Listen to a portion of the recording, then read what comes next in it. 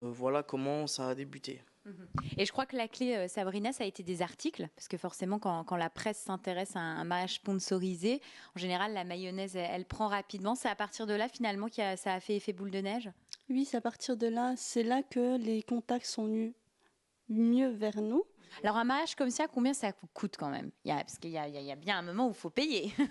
Effectivement, à un moment, il faut quand même payer parce qu'un mariage sponsorisé, il faut savoir que c'est pas un mariage gratuit. Voilà. Donc, on en a eu à peu près, au jour d'aujourd'hui, entre 8 000 et 9 000 € de notre poche. Mais en sachant que ça nous serait revenu sans nos sponsors à environ entre 20 et 25 000 €. On sera quand même 230 environ au vin d'honneur et 100 personnes au repas. Donc effectivement, si on avait fait avec notre petit budget de 9 000 €, on va dire, on aurait peut-être invité une cinquantaine de personnes. Et dans ces 9 000 €, qu'est-ce qu'il y a en fait? Ça englobe quel produit? Donc dans ces 9 000 €, ça englobe en fait, je vais vous expliquer un petit peu par rapport au traiteur. Le traiteur, lui, il offre toute sa prestation et nous, on paye juste l'alimentation.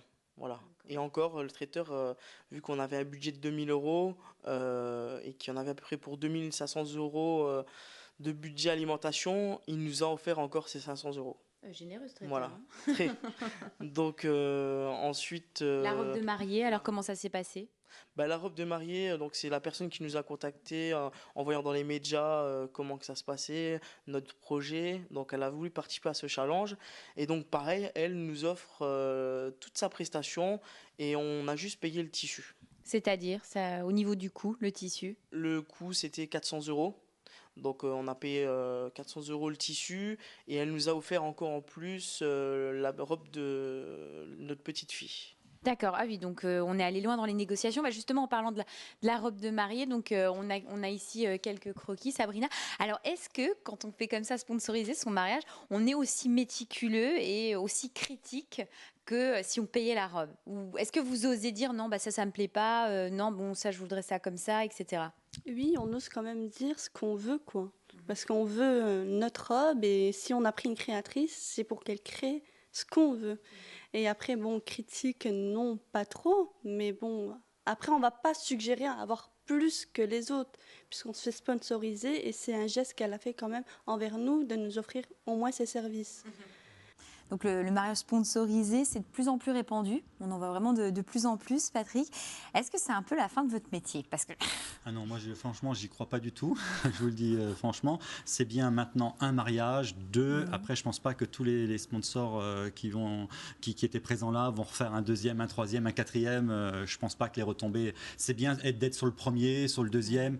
Je connais déjà pas mal de sponsors qui sont sur ce mariage-là, m'ont déjà dit que voilà, ils vont faire le premier parce que ben voilà, vous avez été les voir, le premier en c'est Lorraine. médiatique, voilà, comme il y en a eu un à Bordeaux également, il a été médiatisé sur TF1 et voilà, mais après je pense que ça s'arrêtera là. Donc c'est un vrai effet de mode, c'est-à-dire que voilà, c'est le premier, la mayonnaise elle prend pour le premier et puis en règle générale après l'effet tombe comme un soufflet.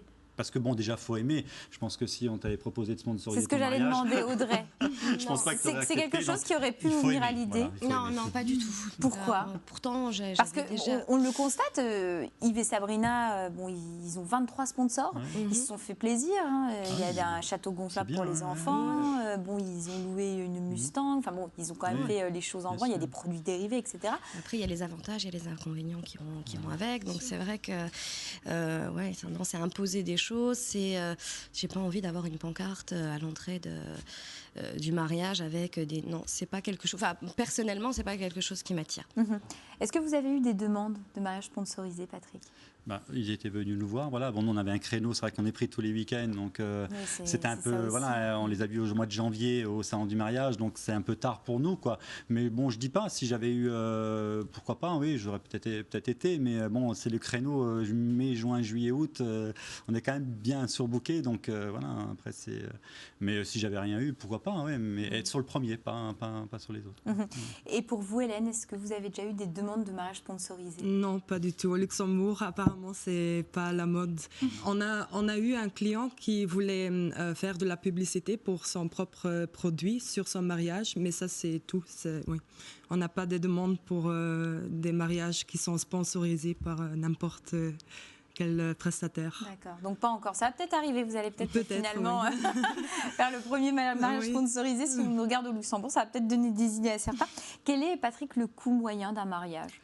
Entre 10 000 et 15 000 euros. Ça, c'est la moyenne nationale des budgets de mariage et on le retrouve chez nous aussi. Et après, ça dépend. Je dis toujours, le mariage, c'est une commode, il y a plusieurs tiroirs et dedans, si la personne veut une limousine, et dans les 10 000 euros, elle aura sa limousine, mais elle mettra moins cher sur sa robe, elle ira l'acheter dans un supermarché. Et puis... après, qui a raison, qui a tort? Est-ce que c'est la personne qui va mettre 2 000 euros dans sa robe? Est-ce que c'est quelqu'un qui va mettre 200 euros? Celle qui va mettre 200 euros va me dire, mais de toute façon, moi, le lendemain, je ne la remets plus. Celle qui va mettre 2 000 euros va dire, moi, je vais être une princesse, je vais être plus belle que Kate. Et voilà, donc, après, c'est chacun, mais franchement, tout le monde a raison, tout le monde a tort. Je veux dire, c'est leur choix. Il y a des gens, on avait fait un mariage d'un joueur de foot qui voulait se marier en 2 chevaux, alors qu'il avait les moyens de se payer un hélicoptère.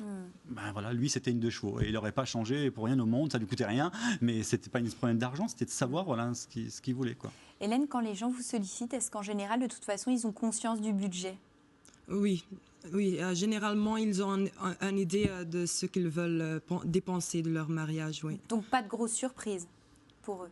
Non, parce que oui, quand on a le budget, on est garant du budget, on fait en sorte que notre proposition pour le mariage rentre dans ce budget-là. Est-ce que parfois c'est difficile de rentrer dans un budget? Par exemple, est-ce que ça vous est déjà arrivé que quelqu'un vienne avec justement une limousine, une super robe et vous dise finalement j'ai que tant d'euros? Non, parce qu'on a vraiment une équipe et je travaille avec ma collègue qui est vraiment, elle est vraiment bien dans régler tout ça, le budget. Et donc, Votre travail, c'est vraiment finalement un petit peu appréhender avec eux le budget et leur expliquer que voilà, pour tant d'euros, on va rentrer dans ce cadre-là. Quand on a un budget qui est irréaliste, on le dit que c'est pas faisable. Oui. En moyenne, quel est le nombre d'invités lors d'un mariage, Patrick? Entre 80 et 100 à peu près, c'est la moyenne, quoi. 80, au repas, après l'apéritif, on est entre 150 et 200. Audrey, combien de temps ça vous a pris de préparer ce mariage, sachant que effectivement vous avez été bien aidée par Patrick, mais les petits éléments. Après, justement, nous, on s'est retourné vers Cérémonie de A à Z pour se retirer d'un peu tout ça, parce qu'on n'avait pas forcément le temps de faire tout ce qu'on avait. Téléphoner à droite, à gauche, les devis, etc. Donc moi, personnellement, ça a été quoi? 2 rendez-vous, 3 rendez-vous, et puis quelques petites choses à droite à gauche, mais c'était vraiment pas lourd. Quand on est accompagné, c'est vraiment vous léger. n'êtes absolument pas questionné justement au fait de faire appel comme ça à quelqu'un d'extérieur? Non, parce que je connaissais de réputation déjà, et puis j'ai une amie qui a déjà travaillé pour eux et qui m'a dit tu peux y aller les yeux fermés. Donc, Bon compliment pour Patrick. Non, mais en plus c'est mon témoin, donc je lui fais entièrement confiance. Elle m'a dit il n'y a aucun souci. Alors on va revenir à ce fameux mariage sponsorisé, le premier en Lorraine, celui d'Yves et Sabrina. Nous les avons suivis lors de leur rencontre avec les différents sponsors. Un reportage signé Arnaud Kael. Alors comme convenu, votre mariage sponsorisé, donc j'ai établi le premier lieu, donc le vin d'honneur. D'accord. Un mariage sponsorisé, c'est avant tout des négociations, notamment avec le traiteur. Un coût important dans cette journée avec une note qui aurait pu être très salée sans les efforts de la société Dream Traiteur. Au final, les mariés débourseront uniquement 2 000 €, soit le coût des matières premières. Je travaille en collaboration avec les mariés pour toute l'organisation du traiteur.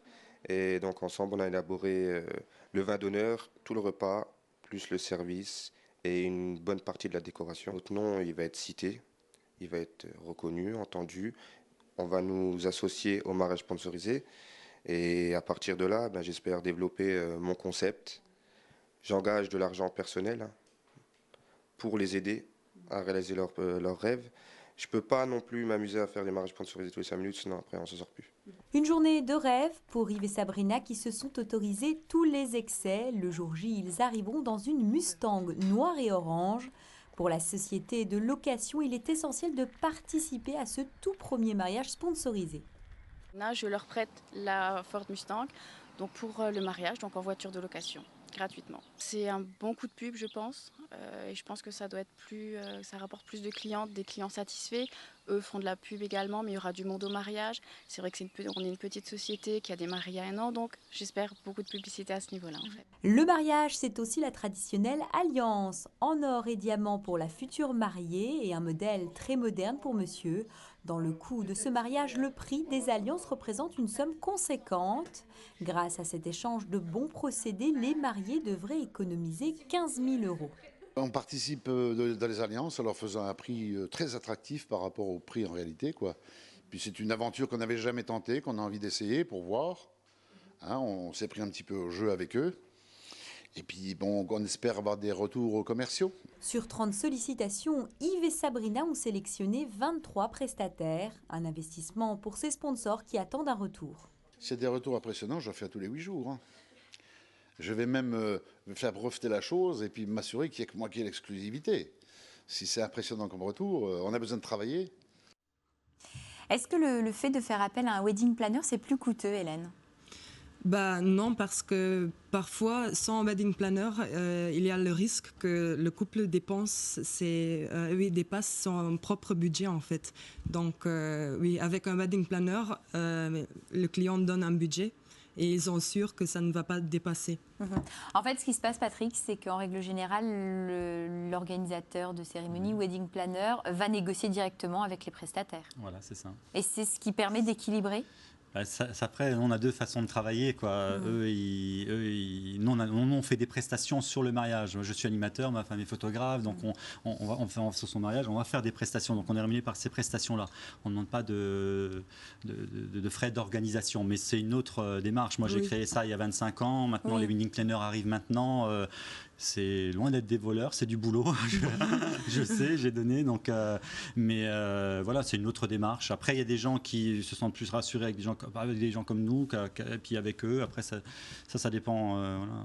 C'est sûr que si c'est fait correctement, le wedding planner, logiquement, la part qu'il donne au wedding planner devrait même pas rentrer en compte, puisque de toute façon, le wedding planner devrait leur faire économiser cette part. Et c'est ce qui se passe chez les bons wedding planners. Voilà. Caroline, est-ce que les personnes qui cherchent l'amour après un divorce peuvent penser mariage ?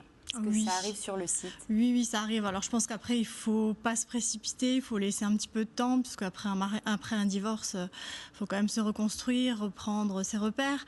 Mais oui, ça ne les empêche pas effectivement de repenser mariage par la suite. Ouais. Et est-ce que vous avez la sensation, même à travers un site internet comme le vôtre, ou même la future agence matrimoniale, que le mariage, c'est vraiment quelque chose qui effraie les hommes ? Je pense quand même qu'ils sont plus réticents. Il faut peut-être un petit peu plus de temps pour s'y faire. Ils sont peut-être moins prêts rapidement que nous, les femmes. Oui. Et pour vous, Audrey, est-ce que, parce que vous disiez tout à l'heure que c'était 10 ans de travail au corps, est-ce que par exemple le fait d'aller à des mariages de votre témoin, etc., ça a peut-être suscité chez monsieur une envie de se marier ? Je sais pas, il faudrait lui poser la question directement, mais je pense qu'au bout d'un moment, on se sent prêt tout simplement. Alors voilà, pour les femmes, c'est peut-être un peu plus rapide. Je pense. Et pour les hommes, il leur faut un peu plus de temps, mais je pense qu'il faut attendre le bon moment et se sentir prêt. Et puis voilà. Bon, en tout cas, merci à vous d'être venus sur ce plateau répondre à nos questions. Et puis, je vous souhaite tout le bonheur du monde, comme pourrait reprendre une chanson.